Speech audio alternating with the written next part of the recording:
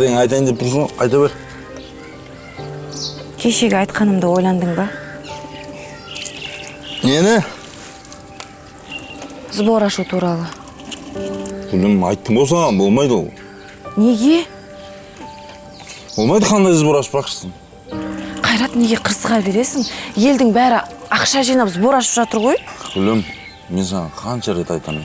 Өтініш. Оны айтпашы, қайталамаш. Мен өзім табам дедім. Қашан, Қайрат, қашан табасың? Табам дедім ба, табам. Елден алақан жайып ақша сұрайтын болсам, мен қандай еркек болғаным? Намыссыз болып қалам деп ойлап тұрсың ба? Осы уақытқа дейін ақша жинап жүргендер намыссыз деп кім айтты саған? Гүлім, осы әңгіме осы жерде қалсын. Болды, айтпа енді.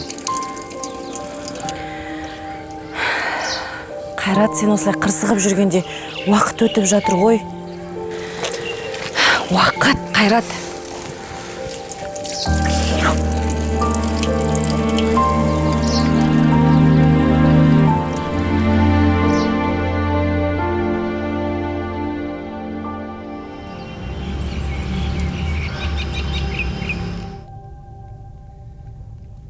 Марат, бүгін мамам үйге келем дейді. Чеше ма? Папа Турцияға кеткен ғой. Соған сендердің қастарыңда болам деп келгенше. Немене өз үйінде қалса болмай ма не? Неге олай дейсің? Жалғыз қызы мен тұрғанда енді кімге барады ол? Балаларды да сағынды. Жарайды, келсе келе берсін. Бірақ отбасымыздағы жағдайға араласпасын. Мамам ғой енді. Қалай айтам ол кісіге олай деп? Сен мән бермейсің? Қалай мән бермейсің? Бәріне араласады ғой. Марат. Ай, жарайды. Костюмді берші. Бүгін кеш келем.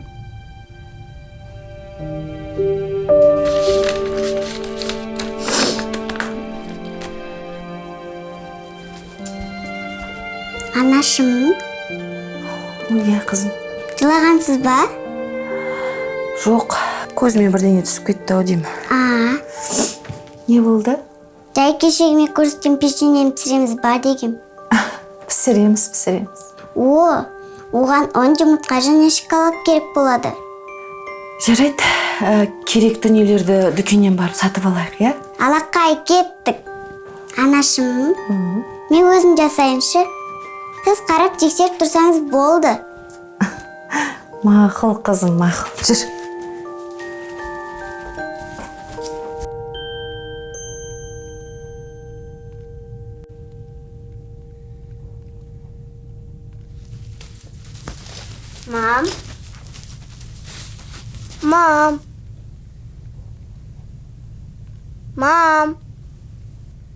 Мам деймін. Ау, не болды? Ертең үйірмесінде отбасылық өнер жарысы болады екен. Содан. Соған қатысайықшы, өтінем. Апа үйіндегілерден дағдысын сұрап біліп кел деген. Мен қарсы емеспін, қатысам дедім. Әкем екеуіңіз көңсеңіздер болды. Білмеймін, әкелерің жұмысы көп қой. Көп уақыт намаймыз ғой, кешкісін үйде жақсылап дайындаламыз. Өтінем, әкені күндіріңізші. Жақсы, жарайды. Бірақ ойда бере алмайым. Жақсы. Рахмет, маматай. Әке, тоқтаңызшы. Не болып қалды тағы? Біз де сізбен бірге барамыз. Қайда? Жұмысқа. Ол жерде не бар сендерге? Сізге көмектесеміз. Қайдағын айтпаңдар. Қалыңдар еді. Әке, біз кішкентай бала емеспіз ғой. Рұқсатыңызды беріңіз. Қолымыздан келеді, уайымдамаңыз. Шаршайсыңдар ғой сендер ол жерде. Шаршамаймыз. Қазір демалыс, жаз бойы үйде жатқанша сіздерге пайдамыз тисін. Көп болсақ көп ақша табамыз, әке. Ай, палуандар, жарайды, барасыңдар. Мамаларыңды ескертейін. Екеуі менімен бірге кетіп бара жатыр деп, мақмал. Гүлім!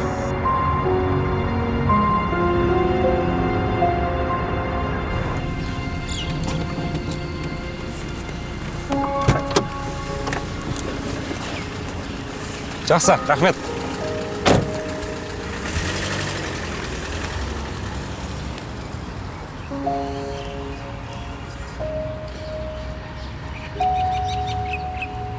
Алло, Марат аға? Қалайсыздар? Мен ғой Жаслан? Иә, аға. Қалаға келгенмін ғой. Үйдесіздер ме? Болды. Болды аға, түс ауа барып қаламын. Аха, жақсы.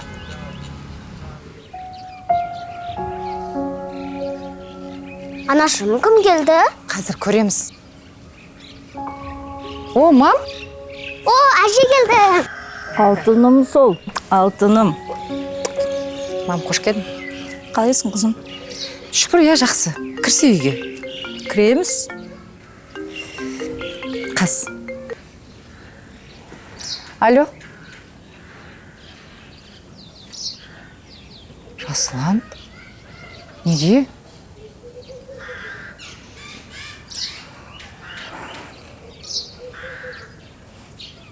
Жасұлан деген кім тағы? Мараттың інісі ғой ауылдағы. Түсте келеді дейді. О, Жаслан аға да келеді ма? Мен келетін кезге қарап қапты да бәрі. Немене? Барлық әулетін жинап жатыр ма мына үйге? Ой, мам, қайтесің? Үйге кірсе.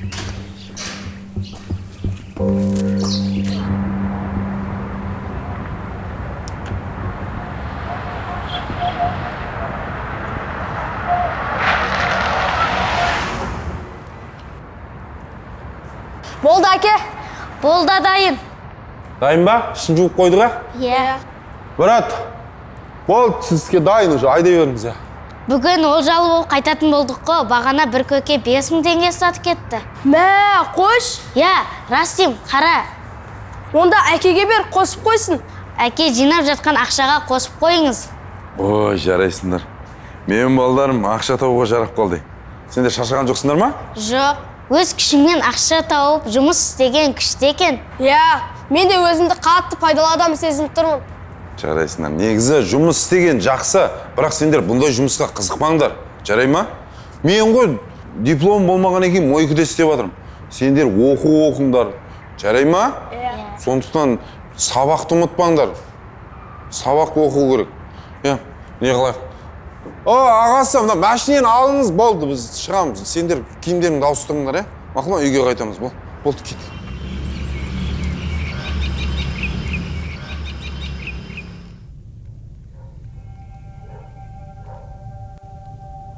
Келді анау қожанасырым. Ой, мам, қош. Сол сіз айтып тұрған қожанасыр менің күйеуім, балаларымның әкесі. Дина, ақмақсың ғой.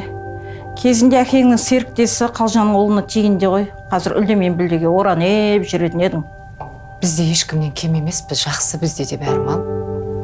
Қайдам, осы өміріңде біздің арқамыз ғой. Ой, мам, тыныш естейді ғой қазір. Ауыл жақсы ма? Жақсы аға. О, Жаслан, қалай? Жақсы жеңге, амансыз ба? Жақсы. Қалайсыздар апа? Амансыздар ма? Аманбыз. Жасигаға футбол ойнаймыз ба? Жоқ, ол менімен ойнайды. Ой, сенімен не ойнайды? Біз жігіттер болып футбол ойнаймыз. Жоқ деймін. Таласпаңдар, мен екеуіңмен де ойнаймын. Дина, тамағын дайын ба? Жұмыстан келсем, мына үйге кірмей сыртта жүр ғой. Аға келгеніме көп болған жоқ, сізді күтейін деген. Жарайды, онда сен тамағын дайын да, мен киімді ауыстырып келем, а? Жақсы. Анашым, Ау, қызым. осы адамдар қайтып болған соң қайда барады? Оны неге сұрадың? Жай қызық қоя, айтшы содан соң не болады? Адамдар бұл өмірден өткен соң рабысына оралады. Мәңгілік өмірге барады. Раббысы ол қалай? Бізді Құдай жаратты ғой. Көре жарығымыз таусылған соң Құдайға қайтып барамыз. Қайтып барсаң неге біз жерге келдік? Жақсылық жасау үшін шығар, қызым. Ona мен печеньені пісірмеймін. Неге? Бұл печеньені мен жақсылық жасап, көрші тарапаға апарып берейін деп ойлағам. Бірақ мен әлі өлім келмейді. Қызым, қайдағы жоқты айтпашы, адамды шошты.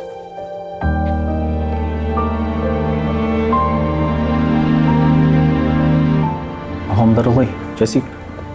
Жақсы шүкір, тек көкемнің кішкене тізесі қақсайды. Сол ауылға барып қайту керек еді. Енді білесің, қалада қол тимейді, қарбалас. Жасик, сен қалада жайша жүрсің ба? Я жеңге, жақсы жаңалығым бар. өнер академиясына оқуға түстім. Мә, саған қалай шыдап айтпай отырсың? Жарайсың бауырым. Жасик аға, сонда ол қандай оқу? Гитара аспабында ойнаймын, музыкант болам. Музыканттарға нан жоқ қой.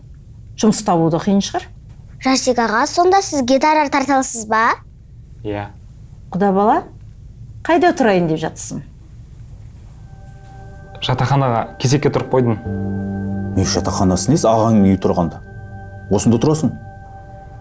Жоға аға, мен Болды, талқыланбайды. Жасик аға, сонда сіз бізбен бірге тұрсаңыз, біздің отбасы мүшеміз боласыз ғой, а? Иә, солай десек те болады. Онда бізбен бірге отбасылық жарысқа қатысыңызшы. Сіз гитара тартып шықсаңыз, бәрінен ерекше боламыз. Жеңуіміз де мүмкін. мейлі, көрейік.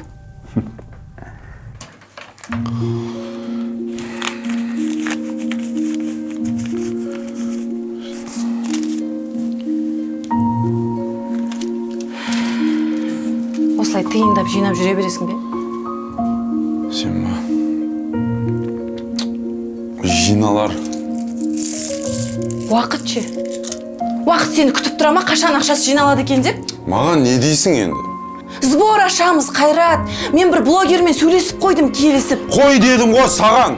Қой дедім ғой. Немене сенен басқа ешкім ойламай жүр ма? Мен ойламай жүр дейсің бе? Мен де әкесімін. Мен әкесімін сол қыздың.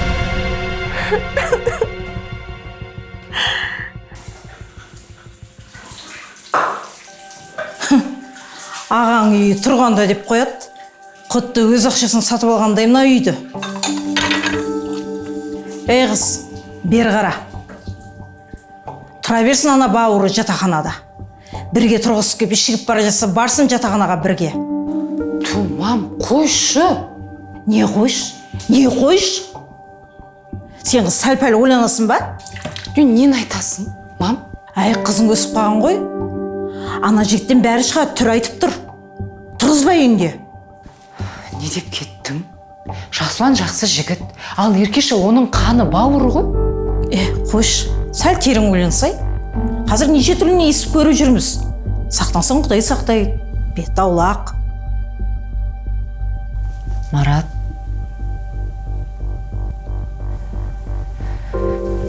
Не ғой? Не болып қалды тағы, айтшы. Мен Жасиктің бізбен бірге тұруына қарсымын. Не дейсің? Оның саған не ауыртпалығы бар? Ешқандай. Бірақ мен қорқам. Неден қорқасың? Енді қызымыз өсіп қалды, Марат. Ертеңгі күні ересек баламен қалай қалдырып кетесің оны? Сәл ойлансаш. Түсінбедім, сонымен не демексің? Мені түсінші. Қазір неше түрлі жағдай болып жатыр. Көріп жүрміз, естіп жүрміз. Ешкімге сеніп болмайсың қазір. Түсінем, я, бауырым. Бірақ...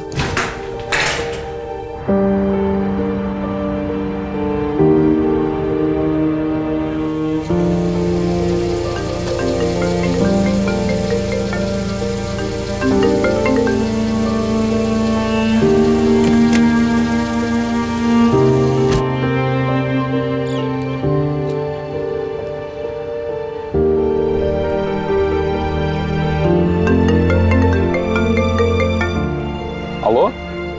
Ау, апа? Иә, жайғасып алдым. Марат ағаның үйіндемін. Өз күтіп алды. Аха, жоға, жеңгем жақсы. Сабақ бір аптадан соң басталады. Ақшам бар. Аха, жақсы. Інішек, тоқташы. Ау, Мына жерде жұмыс жайлы сөйлесетін үлкендер бар ма? иә бар. Менің әкем осы жерде администратор. Қазір. Әке! Оу!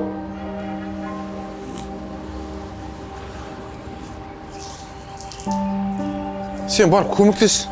Баллондарын қарайтып бер. Кел бауырым. Ағасы, жұмыс іздеп жүрген едім. Жұмыс істейсің ба? Бізде балалар толық қой. Бұл жерде жұмысшы жеткілікті. Ренжімен бауырым.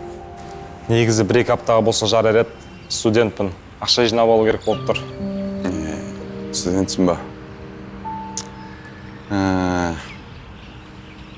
Үйге салмақ салмайын деген екенсің ғой, Солай болып тұр енді. Жарайды. Түш мен. Жүр. Әке, мына көліктің ішін тазалап біттім. Келесіге ауса берейін ба? Болды ғой, іші. Болса болды. Онда ағаң екеуің ар жақтағы көлік жүрасыңдар. Жүр, кеттік, жүр. Жүр.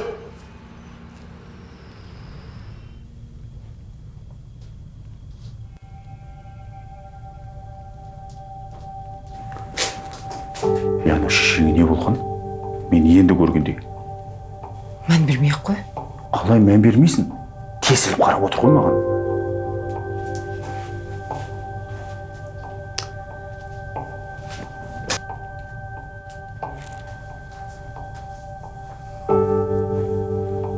Айттың ба кешегінің күйеуіңе? Айттым. Байқа, қайтадан әкеп жүрмесін. Әкелмеймін деді. Ауылдан келіп жатақхана тақияларына тар болып жүреді солардың. Мам, қойшы болды. Менің семьяма араласқанды қашан қоясың? Әй, қалай қоям? Байыңа ақша, жұмыс керек кезге шеше керек болып қалады да.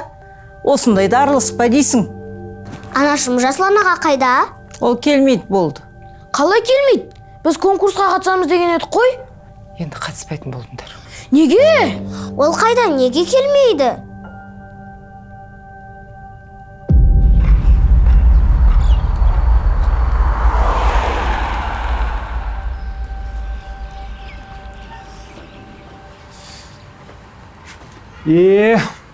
Күнде осына жұмыс істейсіңдер ме?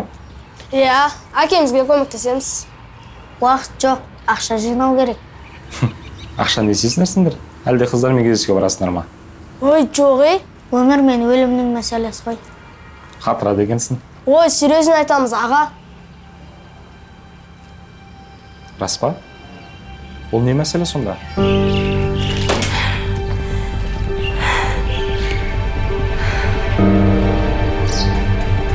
Ай, Қайрат, қайда жүрсің? Неге өшіп тұрсың?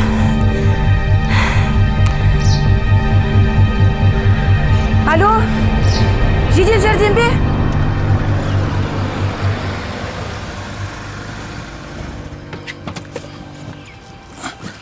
Бауырым, қолын жуасашы. Жасик, сен мұнда не істеп жүрсің? Өткенде кетіп қалған деймін, мен сенің артынан шығайын деген. Аға, ер жігітпін. Далада қалмаспын. Тек өтініш сізден. Көкем мен атамнан хабар алып қойыңыз. Сарғайып жолыңызды тосып отырады. Әлде қайын жұртың рұқсат бермейді ме? Жасик, оны қайдан шығардың? Ой, қойыңызшы аға. Қайын атаңыздың күші болып жүргеніз бүкіл ауыл білет.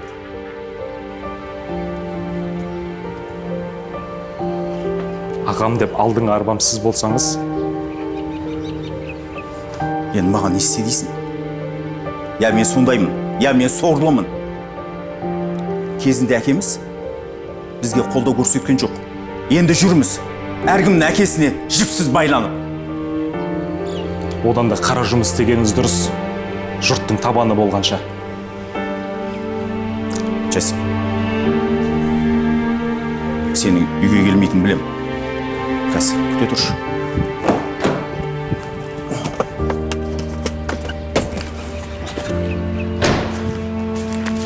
Міне, мынаны алшы. Көлік алсан да, пәтер жалдап тұрсан да біраз уақытқа дейін жетеді. Міне, ала қой.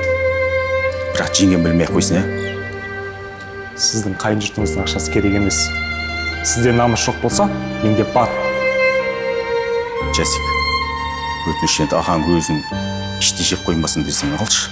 Одан да ауылға барыңыз. Апам мен атам сізді күтіп отыр. Жасик, барам ғой. Енді көріп жүрсің ғой. Тірліктен босай алмай жатырмын. Мә, ал.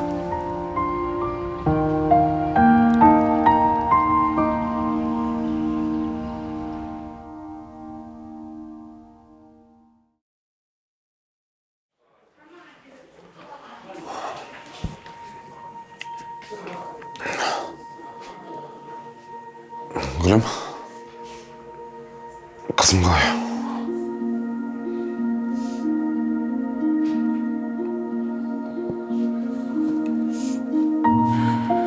алмай келіп тұрсың. Сен жалған намыс деп жүргенде қызың өлім аузында жатыр. Не бетіңмен келіп тұрсың? Енді қолымнан келгеннің барлығын жасап жатырмын ғой, әрекет жасап жатырмыз, жинаймыз. Сенің тиындап жинағаның неге жетеді? Қайрат, бізде уақыт аз. Шындықтың көзіне тура қарашы, Құдай үшін өтінем сенен. Әке, Ей, сендер қайдан жүрсіңдер? ақша табылды. Жаңа бір аға келді да Жасик ағаға ақшаны беріп кетті. Қайрат аға, қызыңыздың еміне ақшаны мен берем. Міне, алыңыз. Мұнша ақшаны қайдан алдыңдар? Қайрат аға, бұны бізге Құдай жеткізді. Рахмет, бауырым. Рахмет. Алла разы болсын сіздерге. Әке, Ау, қызым. Қызым, менің. мен енді өлмеймін бе? Өлмейсің қызым. Бірақ тарапаға пешенені беріп қойдым ғой. Жаным, қызым, сен өлмейсің. Құдай бізге мейірімді ағаларды жіберді. Жаным, қызым. Енді сен жазылып кетесің. Жазылып кетесің. Біздің әулетке сенің үлкен көмегің тиді. Сіздер тамаша балалар тәрбиелепсіздер. Және шартанудың да қателеспепсіз. Жаслан, сендер секілді жомарт кісілер елімізде көп болса, ауру сырқау балалар, әр жерден ақша іздеп жүрген шарасыз ата-аналар болмас еді. Рахмет, бауыр, саған. Алла разы болсын. Оқашы аға. Құрметті көрермен, қазақша контенттің дамуына және де тәрбиелік мәні бар фильмдердің шығуына сіз де өз үлесіңізді қосыңыз. Біздің дәл осы Нұрман киностудиясының YouTube каналына тіркеліңіз және де қоңыраушаны басыңыз.